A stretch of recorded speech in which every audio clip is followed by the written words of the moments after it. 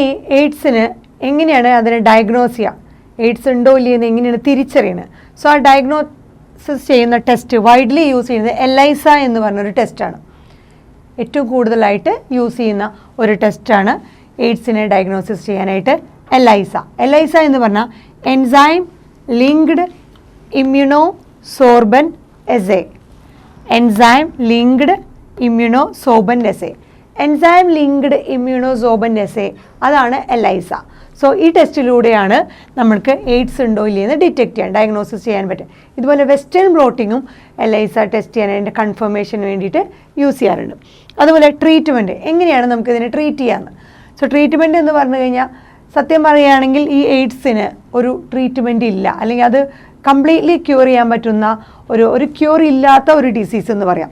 So ഒരു cure ഇല്ല, നമുക്കതിനെ ചികിത്സിച്ച് ഭേദമാക്കാൻ പറ്റുന്ന ഒരു അസുഖമല്ല. സോ ചില ഡ്രഗ്സുകൾ ഉണ്ടെങ്കിൽ തന്നെ എങ്ങനെയായിരിക്കും prolong life of AIDS patient. AIDS പേഷ്യൻ്റെ ലൈഫ് കുറച്ച് കാലത്തേക്കെങ്കിലും, കുറച്ച് മാസങ്ങളോളോ ദിവസങ്ങളോളോ ഒന്ന് നീട്ടിവെക്കാൻ മാത്രമേ പറ്റുള്ളൂ. അതല്ലാണ്ട് ഇതിന് ഒരു ഡ്രഗില്ല, അല്ലെങ്കിൽ അങ്ങനത്തെ ഒരു മരുന്നില്ല. ചില മരുന്നുകൾ കുറച്ച് അതിൻ്റെ ലൈഫ് കൂട്ടാൻ വേണ്ടി മാത്രം പറ്റുന്ന തരത്തിൽ, അങ്ങനത്തെയാണ് നമ്മൾ antiretroviral drugs. Because retro വൈറസുകളാണല്ലോ HIV കാരണം. സോ ഹ്യൂമൻ ഇമ്മ്യൂണോ ഡെഫിഷ്യൻസി എന്നത് റിട്രോ വൈറസ് ആണ്. സോ ആ റിട്രോ വൈറസിന് എഗെയിൻസ്റ്റ് ആയിട്ടുള്ളതാണ് ആൻറ്റി റിട്രോ വൈറൽ ഡ്രഗ്സ്.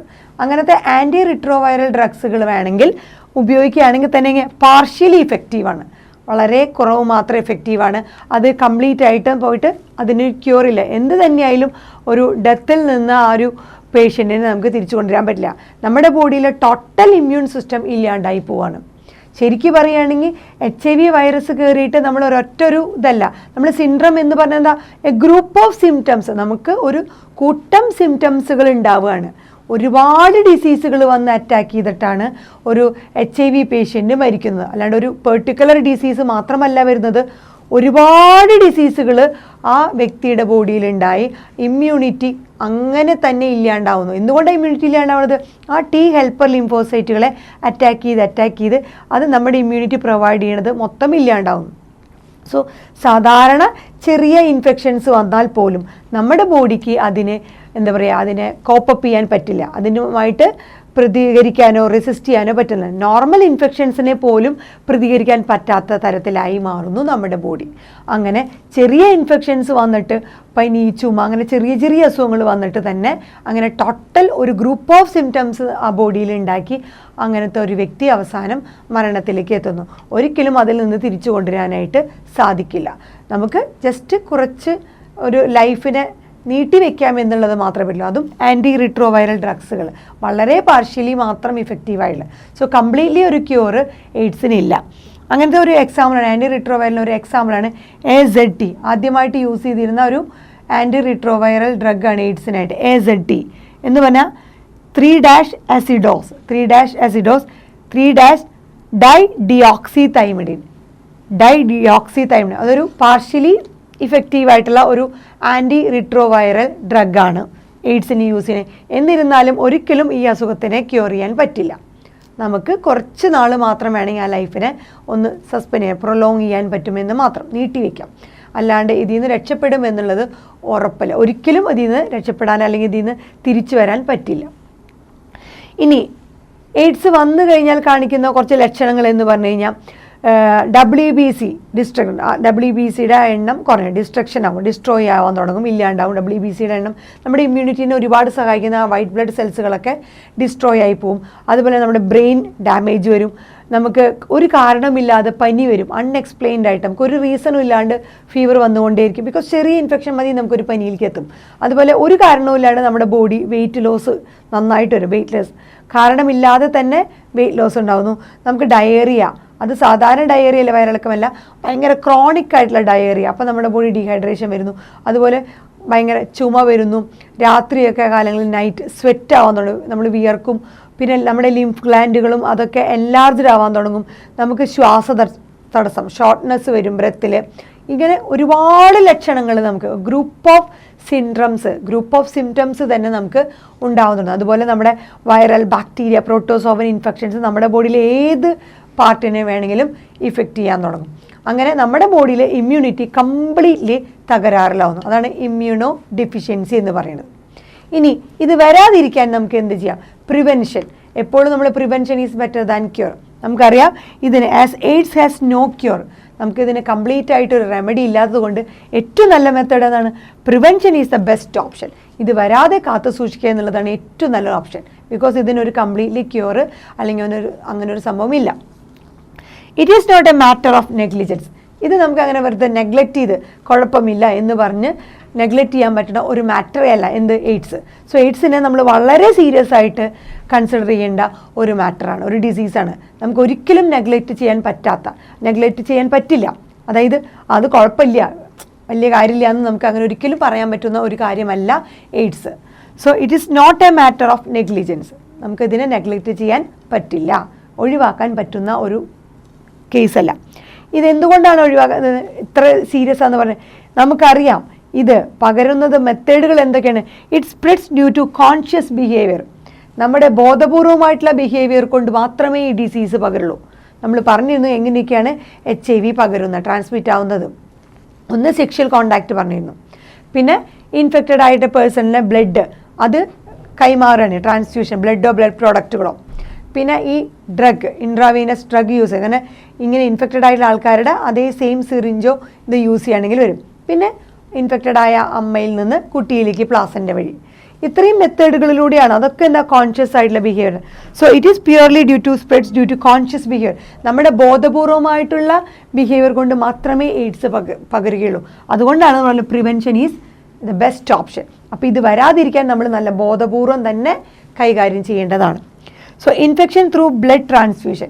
ഇനി ബ്ലഡ് ട്രാൻസ്ഫ്യൂഷൻ സമയത്തുള്ള ഇൻഫെക്ഷൻ, അതുപോലെ ന്യൂ ബോൺസിന് അമ്മയിൽ നിന്ന് കുട്ടിക്ക് കിട്ടുന്ന ഇതുപോലത്തെ ഇൻഫെക്ഷനൊക്കെ എന്തുകൊണ്ടാണ്? It takes place due to poor monitoring.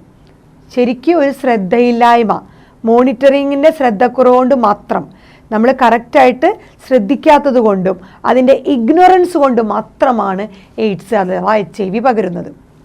So നമ്മൾക്ക് എന്തുകൊണ്ട് പറയണത്?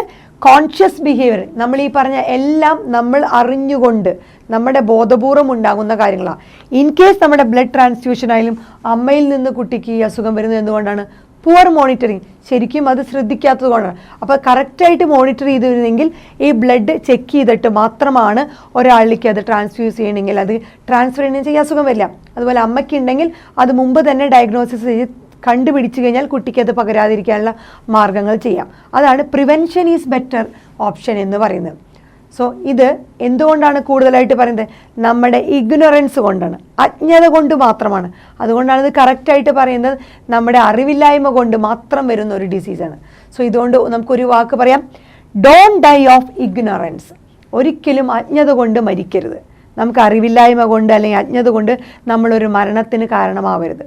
സോ നമ്മൾ പ്രിവെൻറ്റ് ചെയ്യുക. ഏതൊക്കെ മെത്തേഡുകളിലൂടെയാണ് ഇത് വരുന്നത് നമുക്ക് അറിഞ്ഞതുകൊണ്ട് ആ മെത്തേഡുകൾ അവോയ്ഡ് ചെയ്യുക. സെക്ഷൽ കോണ്ടാക്റ്റ്, മൾട്ടിപ്പിൾ സെക്ഷൽ പാർട്ട്ണറുമായിട്ടുള്ള ആ സെക്ഷൽ ഇൻ്റർകോഴ്സ് ഒഴിവാക്കുക.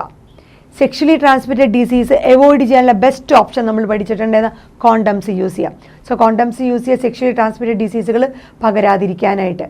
ഇതുപോലെ ഹോസ്പിറ്റൽസുകളിൽ പോയി കഴിഞ്ഞാൽ ഈ ബ്ലഡ് ട്രാൻസ്ഫ്യൂഷൻ, ഒരു വ്യക്തിക്ക് ബ്ലഡ് കൊടുക്കുകയോ അവരിൽ നിന്ന് ബ്ലഡ് സ്വീകരിക്കുകയോ ചെയ്യുമ്പോൾ, അല്ലെങ്കിൽ ബ്ലഡ് പ്രോഡക്റ്റുകളും അങ്ങനത്തെ ട്രാൻസ്ഫർ നടക്കുമ്പോൾ നമ്മൾ നന്നായി ശ്രദ്ധിച്ചിരിക്കണം. അവരോട് നമ്മൾ പ്രത്യേകം ചോദിച്ചിരിക്കണം. നമ്മൾക്കും അതിനൊരു ഉത്തരവാദിത്തമുണ്ട്, ഹോസ്പിറ്റലിലുള്ളവർക്കും ഒരു ഉത്തരവാദിത്വമുണ്ട്. ഇതൊക്കെ കറക്റ്റായിട്ട് ചെക്ക് ചെയ്തതിന് ശേഷം മാത്രമേ, എല്ലാ ടെസ്റ്റുകളും കറക്റ്റായിട്ട് ചെക്ക് ചെയ്തതിന് ശേഷം മാത്രമേ ഒരാൾക്ക് ബ്ലഡ് ട്രാൻസ്ഫർ ചെയ്യാൻ പറ്റുള്ളൂ. എത്ര സീരിയസ് ആയിട്ടുള്ളൊരു ഡിസീസ് ആണെങ്കിലും അതൊക്കെ ആ ടെസ്റ്റുകൾ റെഗുലറായിട്ട് പ്രൊസീജിയറുകൾ ചെയ്തതിന് ശേഷം മാത്രം. അതുപോലെ ഒരു സിറിഞ്ച് ഒരാൾക്ക് യൂസ് ചെയ്ത് കഴിഞ്ഞാൽ ആ സിറിഞ്ച് ഒരു കാരണവശാലും മറ്റൊരാൾക്ക് ഉപയോഗിക്കാൻ പാടുള്ളതല്ല. അതുപോലെ അമ്മയ്ക്ക് ഈ ഡിസീസ് ഉണ്ടെന്ന് തിരിച്ചറിഞ്ഞു കഴിഞ്ഞാൽ അത് കുട്ടിയിലേക്ക് പകരാതിരിക്കാനുള്ള എല്ലാവിധ മെത്തേഡുകളും ചെയ്തിരിക്കണം.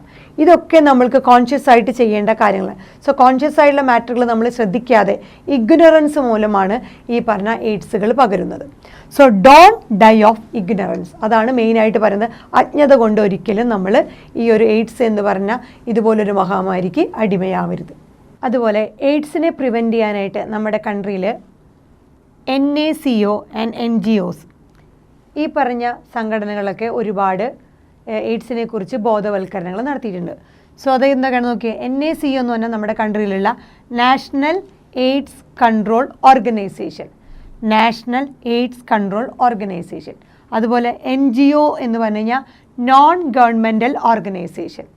സോ നോൺ ഗവൺമെൻറ്റൽ ഓർഗനൈസേഷൻ അഥവാ NGO, അതുപോലെ NACO അല്ലെങ്കിൽ എന്താ പറയുക, നാഷണൽ എയ്ഡ്സ് കൺട്രോൾ ഓർഗനൈസേഷൻ.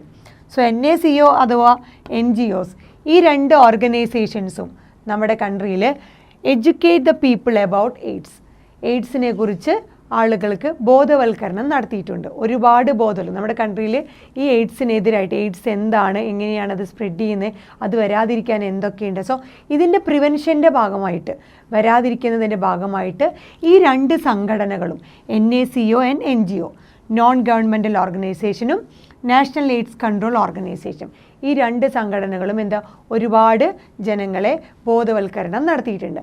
അതിൻ്റെ ഭാഗമായിട്ട് എവ്രി ഇയർ, ഓരോ വർഷവും എന്താണ്, December 1 നമ്മൾ വേൾഡ് എയ്ഡ്സ് ഡേ ആയിട്ട് സെലിബ്രേറ്റ് ചെയ്യണം. സോ ആ ഒരു ദിവസമായിട്ട് വേൾഡ് എയ്ഡ്സ് ഡേ ആണെന്ന് നമുക്കറിയാം. December 1 വേൾഡ് എയ്ഡ്സ് ഡേ ആയിട്ട് നമ്മളതിനെ എന്താ പറയുക, ഓർമ്മിക്കുന്നത് എന്തിനാണ്, റിമെമ്പർ ചെയ്യുന്നത് എന്തിനാ, ഇതേ എയ്ഡ്സിനെ കുറിച്ചുള്ള ഒരു ബോധവൽക്കരണം നടത്തുകയാണ് ഈ പറഞ്ഞ രീതിയിൽ. ഇനി നമ്മുടെ world health organisation, WHO, world health organisation ഇതിന് ഈ എയ്ഡ്സിനെ പ്രിവെൻറ്റ് ചെയ്യാൻ വേണ്ടി ഒരുപാട് പ്രോഗ്രാംസുകൾ, നമ്പർ ഓഫ് പ്രോഗ്രാംസുകൾ HIV ഇൻഫെക്ഷൻ സ്പ്രെഡ് ചെയ്യുന്നത് തടയാൻ വേണ്ടിയിട്ട് ഒരുപാട് പ്രോഗ്രാംസുകൾ ഇൻട്രൊഡ്യൂസ് ചെയ്തിട്ടുണ്ട്, ഒരുപാട് പ്രോഗ്രാംസുകൾ നടത്തിക്കൊണ്ടിരിക്കുന്നുണ്ട്. സോ നമ്മുടെ വേൾഡ് ഹെൽത്ത് ഓർഗനൈസേഷൻ അതായത് WHO എന്തൊക്കെ പ്രോഗ്രാമുകളാണ് എയ്ഡ്സ് അഥവാ HIV പ്രിവെൻറ്റ് ചെയ്യുന്നത്, അത് സ്പ്രെഡ് ചെയ്യുന്നത് പ്രിവെൻറ്റ് ചെയ്യാനായിട്ട് എന്തൊക്കെ പ്രോഗ്രാംസുകളാണ് കൊണ്ടുവന്നിരിക്കുന്നത് നോക്കാം. ആദ്യത്തേതാണ് അത് നടത്തിക്കൊണ്ടിരിക്കുന്നത്. ഒന്നാമത്തത് making blood from blood bank safe from HIV. ഈ ബ്ലഡ് ബാങ്കുകളിൽ നിന്ന് കിട്ടുന്ന ബ്ലഡ് സേഫ് ആണോ അല്ലേ എന്നുള്ളത് അത് എൻഷുർ ചെയ്തിട്ട് മാത്രമേ അങ്ങനത്തെ ബ്ലഡ് മാത്രമേ അവൈലബിൾ ആക്കി വെക്കുന്നുള്ളൂ.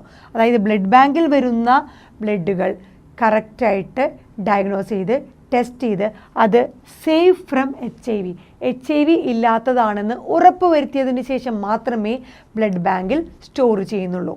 സോ അങ്ങനത്തെ ബ്ലഡ് മാത്രമേ ബ്ലഡ് ബാങ്കിൽ അവൈലബിൾ ആവുന്നു. അതാണ് പറയുന്നത് making blood safe from HIV.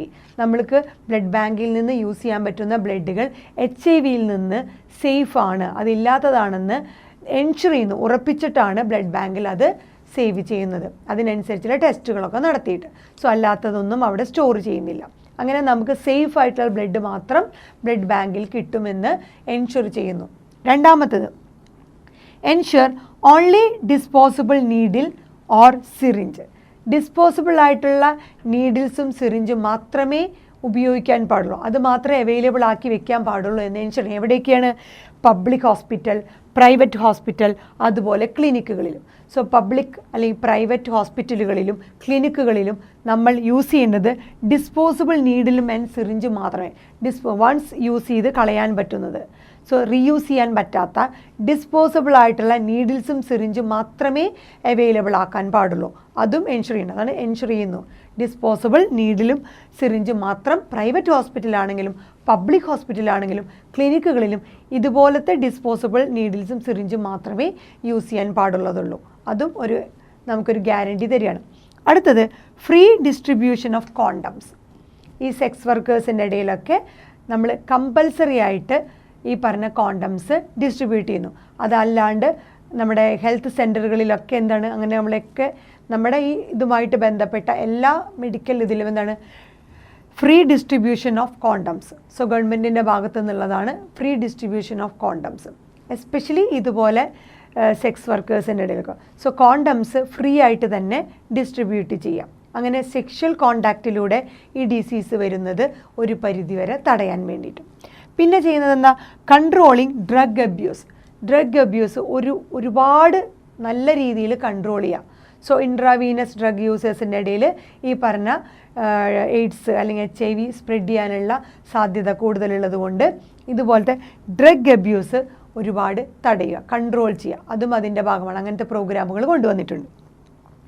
പിന്നെ അഡ്വക്കേറ്റ് സേഫ് സെക്സ് മാത്രമേ പാടൂ എന്നുള്ള രീതിയിൽ നമ്മൾ അഡ്വർടൈസ്മെൻറ്റ് എല്ലാ രീതിയിലും നമ്മുടേതായ ഭാഗത്തു നിന്ന് കൊണ്ടുവരുന്നു. സോ സേഫ് സെക്സ് മാത്രം മതി എന്ന് ഉപദേശിച്ചു കൊടുക്കാം. പിന്നീട് promote regular checkup for HIV in susceptible population. HIV ബാധിത പ്രദേശങ്ങൾ, HIV കൂടുതലായിട്ട് കാണപ്പെടുന്ന പോപ്പുലേഷൻ അല്ലെങ്കിൽ അങ്ങനത്തെ സ്ഥലങ്ങളിൽ റെഗുലറായിട്ട് ചെക്കപ്പ് നടത്തിക്കൊണ്ടിരിക്കുക. എത്രത്തോളം അതിൻ്റെ HIV ഇൻക്രീസ് ഉണ്ട്, കുറയുന്നുണ്ടോ, എങ്ങനെയാണ് അത് റെഗുലർ ചെക്കപ്പുകൾ ഈ HIV ബാധിതമായിട്ടുള്ള പ്രദേശങ്ങൾ അല്ലെങ്കിൽ HIV വരാൻ സാധ്യതയുള്ള അങ്ങനത്തെ സ്ഥലങ്ങളിലൊക്കെ കൂടുതലായിട്ട് റെഗുലർ ചെക്കപ്പുകൾ നടത്തുക. ആ സ്ഥലങ്ങളിലൊക്കെ സേഫ് സെക്സ് വേണമെന്ന് ഒരുപാട് പ്രൊമോട്ട് ചെയ്യുക, അതുപോലെ അവർക്ക് അഡ്വൈസ് ചെയ്ത് കൊടുക്കാം. ഇത്രയും പ്രോഗ്രാമുകളാണ് നമ്മുടെ വേൾഡ് ഹെൽത്ത് ഓർഗനൈസേഷൻ ഈ HIV സ്പ്രെഡ് ചെയ്യുന്നത് പ്രിവെൻറ്റ് ചെയ്യാൻ വേണ്ടി കൊണ്ടുവന്നത്. ഒന്ന്, ബ്ലഡ് ബാങ്കുകളിലൊക്കെ സേഫായിട്ടുള്ള HIV ഇല്ലാത്ത സേഫ് ബ്ലഡുകൾ മാത്രം പ്രൊവൈഡ് ചെയ്യാം. രണ്ടാമത്തത് പ്രൈവറ്റ് ഹോസ്പിറ്റലുകളിൽ അതുപോലെ പബ്ലിക് ഹോസ്പിറ്റലുകൾ, ക്ലിനിക്കുകളിലൊക്കെ ഡിസ്പോസിബിൾ നീഡിൽസ് ആൻഡ് സിറിഞ്ചുകൾ മാത്രമേ ഉപയോഗിക്കുക. പിന്നെ കോണ്ടംസ് ഫ്രീ ആയിട്ട് ഡിസ്ട്രിബ്യൂട്ട് ചെയ്യുക അങ്ങനത്തെ സെക്സ് വർക്കേഴ്സിൻ്റെ അവിടെയൊക്കെ. അതുപോലെ ഡ്രഗ് അബ്യൂസ് കൺട്രോൾ ചെയ്യുക. അതുപോലെ സേഫ് സെക്സ് മാത്രം നടത്താൻ പാടൂ എന്നുള്ളത് അവരെ അഡ്വക്കേറ്റ് ചെയ്യുക. അതുപോലെ ഈ സസെപ്റ്റബിൾ ആയിട്ടുള്ള HIV ബാധിത പ്രദേശങ്ങളിൽ എന്ത് ചെയ്യണം? റെഗുലർ ചെക്കപ്പുകൾ ചെയ്യുക. ഇതിനനുസരിച്ചുള്ള പ്രോഗ്രാമുകളൊക്കെ world health organisation HIV spread ചെയ്യുന്നത് പ്രിവെൻറ്റ് ചെയ്യാനായിട്ട് നടത്തിയിട്ടുണ്ട്. സോ ഈ HIV അഥവാ എയ്ഡ്സ് എന്ന് പറഞ്ഞ ഡിസീസ് എന്ന് പറയുന്നത് നമുക്കൊരിക്കലും ഒളിച്ചു വെക്കാൻ പറ്റുന്ന ഒരു ഡിസീസ്, ഹിഡൻ ആക്കി നമുക്ക് ഒരുപാട് കാലം വെക്കാൻ പറ്റുന്ന ഡിസീസല്ല. അതൊരിക്കലും ഹിഡൻ ചെയ്യാൻ പാടില്ല. ഒളിച്ചു വെക്കേണ്ട ഒരു ഡിസീസേ അല്ല HIV. കാരണം ഇത് ഒളിച്ചു വെക്കും തോറും ഇത് സ്പ്രെഡ് ചെയ്തുകൊണ്ടേയിരിക്കും. മാക്സിമം നമ്പർ ഓഫ് ആളുകളിലോട്ട് ഈ ഡിസീസ് സ്പ്രെഡ് ചെയ്യും. അതുകൊണ്ട് ഒരിക്കലും ഒരു ഹിഡൻ ആയിട്ടോ അല്ലെങ്കിൽ ഒളിച്ചു വെക്കേണ്ട, ആരോടും പറയാതെ രഹസ്യമാക്കി വെക്കേണ്ട ഒരു ഡിസീസല്ല. അങ്ങനെ ചെയ്തു കഴിഞ്ഞാൽ ഈ ഡിസീസ് ഒരുപാട് പേർക്ക് സ്പ്രെഡാവും. അതുപോലെ ഈ HIV ബാധിതർക്ക് അല്ലെങ്കിൽ എയ്ഡ്സ് ആയിട്ടുള്ള ആ രോഗികൾക്ക് ഒരുപാട് ഹെൽപ്പും നമ്മൾ സാധാരണ ആളുകളുടെ ഹെൽപ്പും സിമ്പതിയും ആവശ്യമുണ്ട്. നമുക്ക് ഒരുപാട് ഹെൽപ്പ് ചെയ്യാൻ അവരെ പറ്റും, ഒരുപാട് സിമ്പതി പ്രൊവൈഡ് ചെയ്യാൻ പറ്റും. പകരം ഒരിക്കലും അവരെ നമ്മൾ ഈ സൊസൈറ്റിയിൽ നിന്ന് ഇഗ്നോർ ചെയ്യാനോ അവോയ്ഡ് ചെയ്യാനോ റിജക്റ്റ് ചെയ്യാനോ പാടില്ല. അവർ നമ്മൾ ഈ സൊസൈറ്റിയിൽ നിന്ന് ഐസൊലേറ്റ് ചെയ്ത് ഒരിക്കലും മാറ്റി നിർത്താൻ പാടുള്ളതല്ല ഈ HIV അഥവാ എയ്ഡ്സ് പേഷ്യൻസിനെ. പകരം നമ്മൾ എന്ത് ചെയ്യണം? അവർക്ക് ഒരുപാട് ഹെൽപ്പും സിമ്പതിയും പ്രൊവൈഡ് ചെയ്യണം. അവരെ നമ്മളിങ്ങനെ റിജക്റ്റ് ചെയ്ത് ഐസൊലേറ്റ് ചെയ്ത് നിൽക്കും തോറും ഈ ഡിസീസ് സ്പ്രെഡ് ചെയ്യാനും അവർ ഈ അസുഖം പുറത്ത് പറയാതെ ഹിഡനാക്കി വെച്ച് ഒരുപാട് ആൾക്കാർക്ക് ഈ ഡിസീസ് വരാനുള്ള സാധ്യതയുണ്ട്. അതുകൊണ്ട് തന്നെ നമ്മൾ അതിനെ ഒരു അസുഖമായിട്ട് തന്നെ കാണേണ്ടതാണ്. സോ ഈ നമ്മുടെ സൊസൈറ്റി, സമൂഹം ഈ എയ്ഡ്സ് അഥവാ HIV ഒരു ഡിസീസായിട്ട് തന്നെ, ഒരു പ്രോബ്ലം, നമ്മുടെ സമൂഹത്തിൻ്റെ തന്നെ ഒരു പ്രോബ്ലമായിട്ട് തിരിച്ചറിയുകയും അതിൻ്റേതായ രീതിയിൽ നമ്മൾ കൂട്ടായ്മയോടുകൂടി ഇതിനെ നീക്കം ചെയ്യാൻ ശ്രമിക്കുകയും ചെയ്യേണ്ടതാണ്. അതല്ലാത്തുണ്ടെങ്കിൽ ഈ ഡിസീസ് നമ്മൾ വിചാരിക്കുന്നതിനേക്കാളും 10 മടങ്ങ് പെട്ടെന്ന് ഇത് വൈഡ് സ്പ്രെഡ് ആയിക്കൊണ്ടിരിക്കും. സോ നമുക്ക് വൈഡ് സ്പ്രെഡ് ആവാതിരിക്കാൻ, 10 മടങ്ങ് ഇത് സ്പ്രെഡ് ആവാതിരിക്കാൻ വേണ്ടി നമ്മുടെ എല്ലാവരുടെയും ഒരു കൂട്ടായ്മയോടുകൂടി ഒരു പ്രവർത്തനം ഇത് ആവശ്യമാണ്. അപ്പോൾ ഇത് സൊസൈറ്റിയുടെ ഒരു പ്രശ്നമായിട്ട് നമ്മളിത് പ്രോബ്ലമായിട്ട് കണ്ട് ഇതിനെ കളക്റ്റീവായിട്ട് തന്നെ ഇതിനെ പരിഹരിക്കാനായിട്ട് ശ്രമിക്കണം. സോ എയ്ഡ്സ് എന്ന് പറഞ്ഞ ഡിസീസ് ഒരു രോഗമാണ്, ഒരു സീരിയസ് ആയിട്ട് ഇൻക്യൂറബിളായിട്ട് അതിനെ ചികിത്സിച്ച് മാറ്റാൻ പറ്റാത്ത ഒരു അസുഖമാണ് ഈ എയ്ഡ്സ് എന്ന് പറയുന്നത്. സോ ഇതിനെ നമുക്ക് ടാക്കിൾ ചെയ്യാൻ, ഇതിനെ നിയന്ത്രിക്കാൻ, ഇല്ലായ്മ ചെയ്യാൻ ഒരുപാട് കാര്യങ്ങളുണ്ട്. നമുക്ക് ചെയ്യാൻ പറ്റുന്ന 2 കാര്യങ്ങൾ. ഒന്ന്, സൊസൈറ്റിയുടെ ഇൻവോൾവ്മെൻറ്റ് വേണം. രണ്ടാമത്തത്, ഒരു ഗ്രൂപ്പ് ഓഫ് മെഡിക്കൽ പേഴ്സൺസ്, ഈ മെഡിക്കൽ രംഗത്ത് നിൽക്കുന്നവരുടെ എല്ലാവരുടെയും അങ്ങനത്തെ ഒരു സാഹോദര്യം, മെഡിക്കൽ ഫെർട്ടേണിറ്റി എന്ന് പറയും, അവരുടെയൊക്കെ ഒരു കൂട്ടായ്മയും അതുപോലെ സൊസൈറ്റിയും ഈ മെഡിക്കൽ രംഗത്ത് നിൽക്കുന്ന ആളുകളുടെയും എല്ലാം ഒരു ഗ്രൂപ്പായിട്ട് കളക്റ്റീവായിട്ടുള്ള ഒരു ആക്ഷൻ ഉണ്ടെങ്കിൽ മാത്രമേ നമുക്ക് ഈ പറഞ്ഞ ഒരു അത്രയും സീരിയസ് ആയിട്ടുള്ള ഒരു ഡിസീസിനെ നമുക്ക് പ്രിവെൻറ്റ് ചെയ്ത് ഈ സൊസൈറ്റിയിൽ നിന്ന് മാറ്റി നിർത്താനായിട്ട് സാധിക്കുകയുള്ളൂ.